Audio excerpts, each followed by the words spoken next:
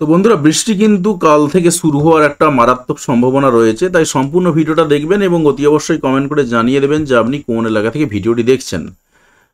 দেখুন, আমরা যদি ফেঙ্গাল ঘূর্ণিঝড়ের দিকে তাকাই, অনেকে তো অনেক রকম দেখিয়েছে, আপনারা দেখেওছেন, তাদের মিলিয়ন মিলিয়ন ভিউও রয়েছে, অনেকেই মনে করেছে সত্যি সত্যি বলছে। আসলে তো এই সমস্ত দিকেই লোকজনের বেশি নজর থাকে। দেখুন, আমরা যদি ফেঙ্গাল ঘূর্ণিঝড়ের দিকে তাকাই, ঠিক এই জায়গাতে রয়েছে, অর্থাৎ তামিলনাড়ুর কাছাকাছি আমরা পাচ্ছি এটাতে, এবং তামিলনাড়ুর দিক থেকে, অন্ধ্রপ্রদেশের দিক থেকে আহ, এবং তার সঙ্গে সঙ্গে কেরালার দিক থেকেও সামান্য প্রভাব কিন্তু রয়েছে।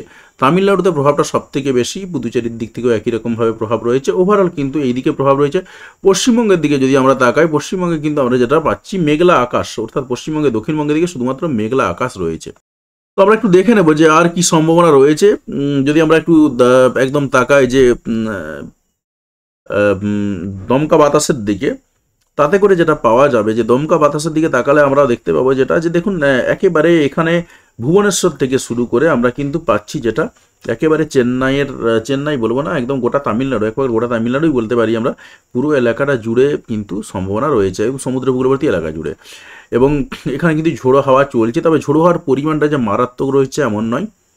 40 থেকে 42 কিলোমিটার বেগে ঝোড়ো হাওয়া। আর যদি সমুদ্রের উপরে আমরা যদি দেখি, সেখানে কিন্তু 65 থেকে 70 কিলোমিটার পর্যন্ত ঝোড়ো হাওয়া রয়েছে। অর্থাৎ ফেঙ্গাল ঘূর্ণিঝড় যে বিধ্বংসী আকার নিয়েছে তামিলনাড়ুর দিকে, এমনটাও কিন্তু নয়। সমুদ্রের উপরে স্বাভাবিকভাবেই থাকবে একটু বেশি, সেখানে 70 কিলোমিটারটা কিছুই না। তো অনেক জায়গাতে তো দেখতে পাচ্ছি যে এখানে ঘুরছে দেখাচ্ছে, আপনারা দেখেছেন বিভিন্ন জায়গাতে ফেক নিউজ চ্যানেলে বেশ কিছু রয়েছে, এখানে ফেঙ্গাল ঘূর্ণিঝড় ঘুরছে, আর বাকিটা সে উইন্ডিতে দেখিয়ে যাচ্ছে। আলটিমেটলি ওইগুলো ভিডিওগুলো এডিট করে বানানো হয়। তো যাই হোক, সেসবের দিকে চেষ্টা করবেন নজর না দেওয়ার, কারণ আপনার অযথা টাইম নষ্ট হবে। আমরা যদি একটু এগিয়ে যাই এবং দেখার চেষ্টা করি যে আর কি সম্ভাবনা রয়েছে, আমরা একটু আস্তে আস্তে এগিয়ে যাচ্ছি এবং দেখছি যেটা, যে এই ফেঙ্গাল ঘূর্ণিঝড়টা কিন্তু প্রবেশ করবে তামিলনাড়ুর দিকেই। আমাদের পশ্চিমবঙ্গ বা বাংলাদেশের দিকে কোনো রকম সম্ভাবনা নেই। পাশাপাশি প্রভাব কিন্তু থাকবে বিশাখাপত্তনম, ভুবনেশ্বর, এই সমস্ত সমুদ্র উপকূলবর্তী এলাকার দিক দিয়ে প্রভাবটা কিন্তু থাকবে।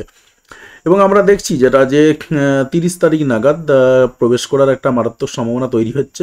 যদিও বা বেশ কিছু ঝোড়ো হাওয়া টাওয়া শুরু হয়ে গেছে, তবে পশ্চিমবঙ্গের দিকে প্রভাবটা যেটা পড়বে, সামান্য পরিমাণে একটা প্রভাব রয়েছে। দেখুন, আমরা পাচ্ছি যেটা 30 তারিখ বিকেল 5টার দিক করে কিন্তু পাচ্ছি আমরা কত না, প্রায় 80 কিলোমিটার বেগে ঝোড়ো হাওয়া কিন্তু থাকবে এই চেন্নাই, পুদুচেরি, এই সমস্ত এলাকার দিকে। অর্থাৎ আস্তে আস্তে কিন্তু তার গতিবেগ বা গতি বাড়াচ্ছে, এরকম দেখতে পাচ্ছি। কোথাও কোথাও 80 কিলোমিটার পর্যন্ত ঝোড়ো হাওয়া থাকবে।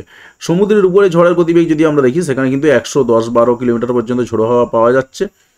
এবং এটা পুরোটাই কিন্তু এই পুদুচেরির দিকে, চেন্নাইয়ের দিকে কিন্তু প্রবেশ করবে, সেখানে কিন্তু এটা ভালো মাত্রায় ক্ষয়ক্ষতি হওয়ার সম্ভাবনা থেকে যাচ্ছে।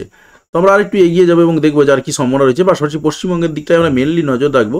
তো আমরা এই ঘূর্ণিঝড়টা আমরা দেখছি যেটা, যে একদম 30 তারিখ রাত্রেবেলার দিকে আরও বিধ্বংসী আকার নিয়ে প্রবেশ করবে। তবে এই যে 100 কিলোমিটার উপরে ঝড়ের গতিবেগ, এটা কিন্তু থাকছে না, মোটামুটিভাবে 70 থেকে 80 কিলোমিটার বেগে ঝড়ের গতি বা দমকা বাতাসটা কিন্তু থাকছে, সেটা কিন্তু রয়েছে। এবং পুদুচেরি দিয়ে প্রবেশ করারই সম্ভাবনা সব থেকে আমরা দেখতে পাচ্ছি বেশি। পাশাপাশি স্বাভাবিকভাবেই বলা যেতে পারে পুদুচেরি, চেন্নাই, এই সমস্ত এলাকাতে প্রভাব থাকবে। এবার দেখুন, এটা প্রবেশ করে যাওয়ার পরে পরে পশ্চিমবঙ্গের দিকে কিন্তু আমরা প্রভাব পাচ্ছি না।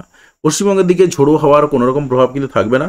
এর পরে পরে একটা নিম্নচাপের একটা প্রভাব থাকবে, সেটা কয়েকটা দিন পরে। তবে সেই নিম্নচাপে পশ্চিমবঙ্গের কিছু হবে না।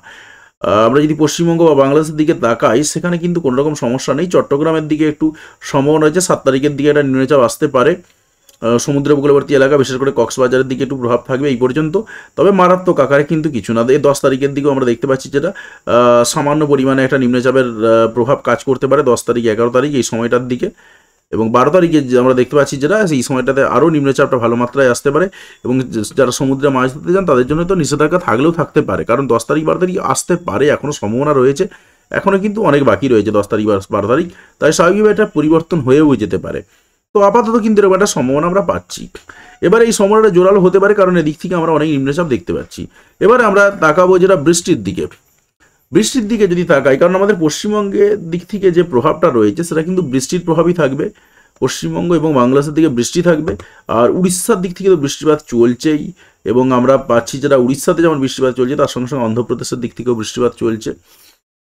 আর তামিলনাড়ু তো রয়েছে, কেরালাতেও রয়েছে। দেখুন আমরা আস্তে আস্তে এগিয়ে যাচ্ছি এবং দেখবো যে কালকে ঠিক কোন সময়টাতে বৃষ্টিপাত হবে। আজকের দিকে বৃষ্টিপাত পাওয়া যাচ্ছে, আজকে 29 তারিখ ঠিক 11টা রাত্রি 11টার দিকে বৃষ্টিপাত ছিটে ফোটা 1 পশলা হলেও হতে পারে দীঘার দিকে, দীঘা, মন্দারমণি, চাউলখোলা, রামনগর এই সমস্ত এলাকার দিক থেকে, এমনকি কাঁথির দিক থেকে 1 পশলা বৃষ্টিপাত পড়তে পারে। তবে বৃষ্টিপাতের পরিমাণটা যদি আপনি দেখেন খুবই সামান্য, 1 মিলিমিটারের মতন বৃষ্টিপাত রয়েছে, 1 থেকে 1.2 মিলিমিটার, এর বেশি কিন্তু নেই। রাত্রি 11টার দিকে বৃষ্টিপাত আসলেও আসতে পারে, এরকম একটা সম্ভাবনা তৈরি হয়ে রয়েছে। যদি দীঘা থেকে কেউ দেখেন রাত্রি 11টায় বৃষ্টি পেয়েছেন কিনা সেটা কমেন্ট করে জানাবেন।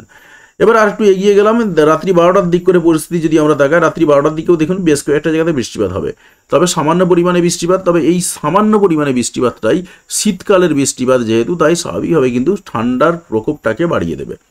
আমরা পাচ্ছি কোথায় দেখুন, গোপীবল্লভপুর, নয়াগ্রাম এই সমস্ত এলাকা, কেশিয়ারির দিক থেকে বৃষ্টিপাতের পরিমাণটা কত, 2 থেকে 3 মিলিমিটার। দেখতেই পাচ্ছেন 2 থেকে 3 মিলিমিটার বৃষ্টিপাত কিন্তু সম্ভাবনা রয়েছে এই সমস্ত এলাকাগুলোতে। তার সঙ্গে সঙ্গে মেঘলা আকাশ থাকবে, আর যেটুকু গুঁড়ি বৃষ্টিপাত অন্যান্য জায়গায় দেখাচ্ছে, পড়লেও পড়তে পারে, নাও পড়তে পারে। আমরা আরেকটু এগিয়ে গেলাম রাত্রি 2টোর দিক করে। রাত্রি 2টোর দিক করে আমরা কি পাচ্ছি দেখুন, এদিকে গোপীবল্লভপুরের দিক থেকে তো রয়েছেই, সেখানে 8 মিলিমিটার পর্যন্ত বৃষ্টিপাতের সম্ভাবনা, 8 থেকে 9। এছাড়াও কিন্তু আমরা বৃষ্টিপাতের সম্ভাবনা পাচ্ছি আরও বেশ কিছু এলাকার দিক থেকে। খড়গপুরের দিক থেকে বৃষ্টিপাতের সম্ভাবনা পাচ্ছি কত, 7 মিলিমিটার, 6 থেকে 7 মিলিমিটার বৃষ্টিপাত রয়েছে।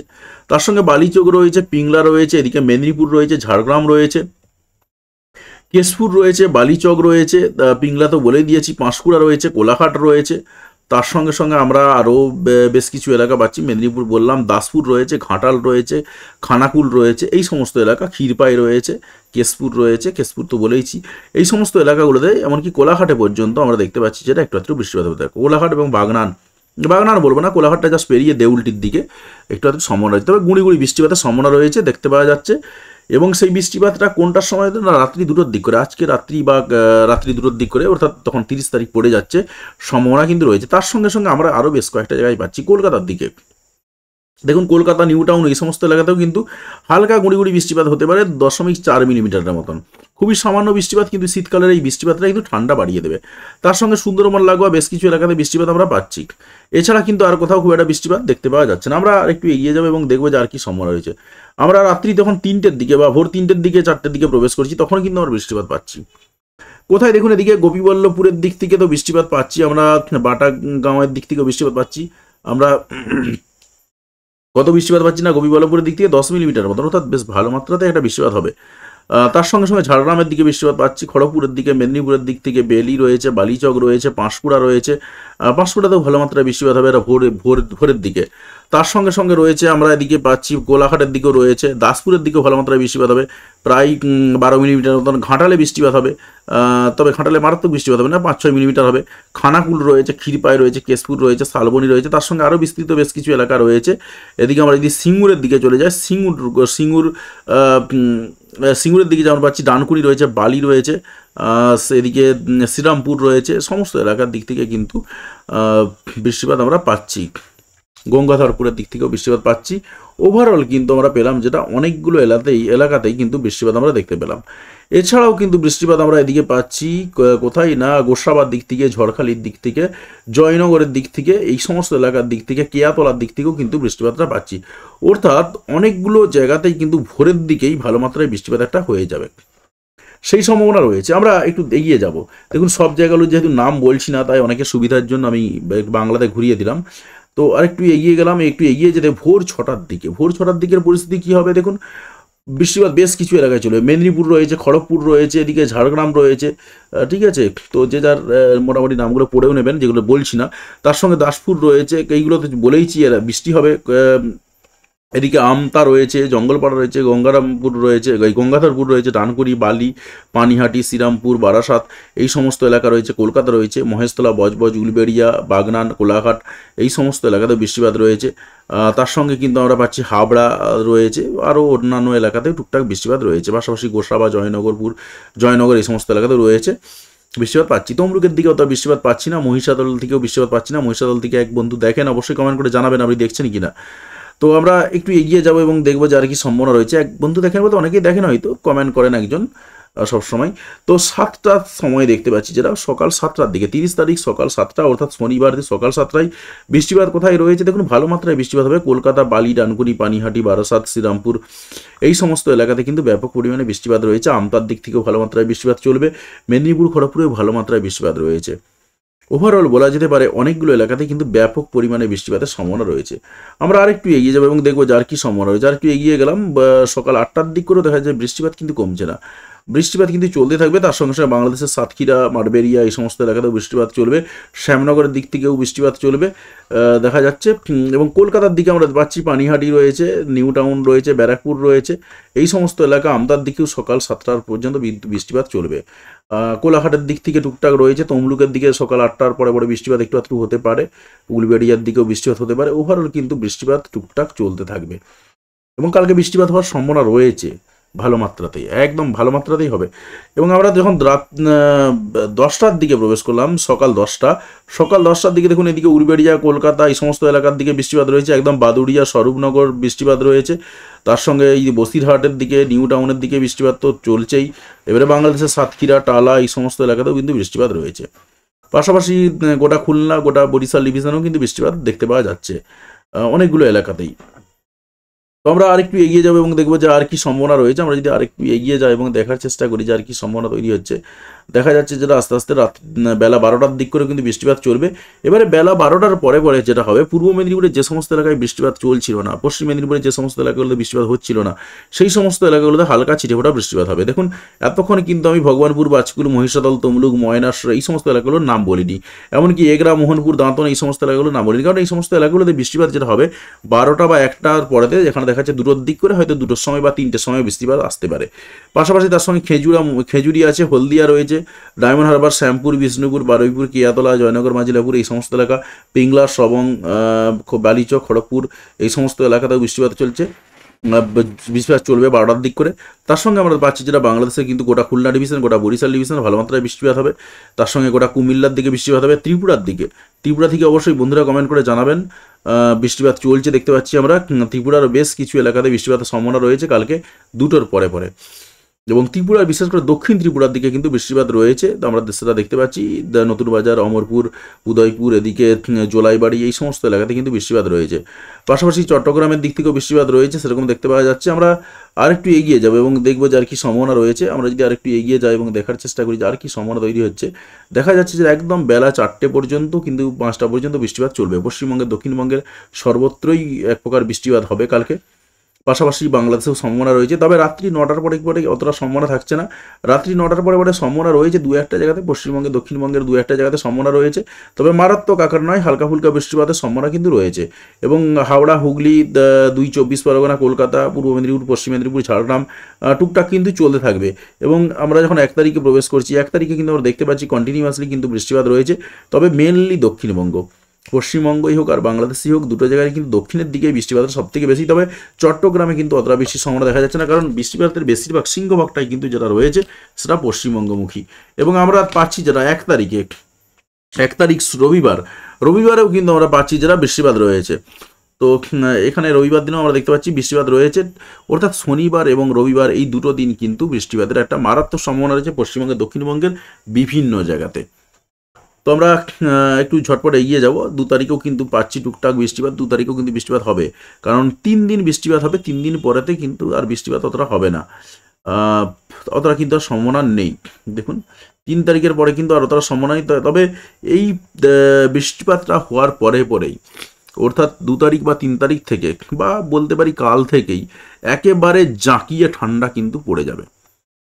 তো বোঝাই যাচ্ছে যে বৃষ্টিপাত কিন্তু মোটামুটি যে তারপরে পরে যদি বৃষ্টিপাত দেখি, আবারও বৃষ্টিপাত রয়েছে 10 তারিখে, কারণ 10 তারিখে যেহেতু এটা নিম্নচাপ দেখাচ্ছে, 10 তারিখে কিন্তু বৃষ্টিপাত রয়েছে পশ্চিমবঙ্গে, দক্ষিণবঙ্গে শুধু নয়, দক্ষিণবঙ্গের পাশাপাশি কিন্তু আরও বেশ কিছু এলাকার দিকে, অর্থাৎ যে সমস্ত এলাকাতে আমরা হলো না এবারে বৃষ্টিপাতটা, তার মধ্যে বেশ কিছু এলাকার মধ্যে ধরুন এদিকে বীরভূম রয়েছে, দুর্গাপুর রয়েছে, অর্থাৎ পশ্চিম বর্ধমান রয়েছে, পূর্ব বর্ধমান রয়েছে, এই সমস্ত এলাকাতেও কিন্তু বৃষ্টিপাতটা চলতে থাকবে। 10 তারিখ অর্থাৎ মঙ্গলবার, 11 তারিখে কিন্তু অতটা পাচ্ছি না, আপাতত কিন্তু এই সম্ভাবনা তৈরি হয়ে রয়েছে।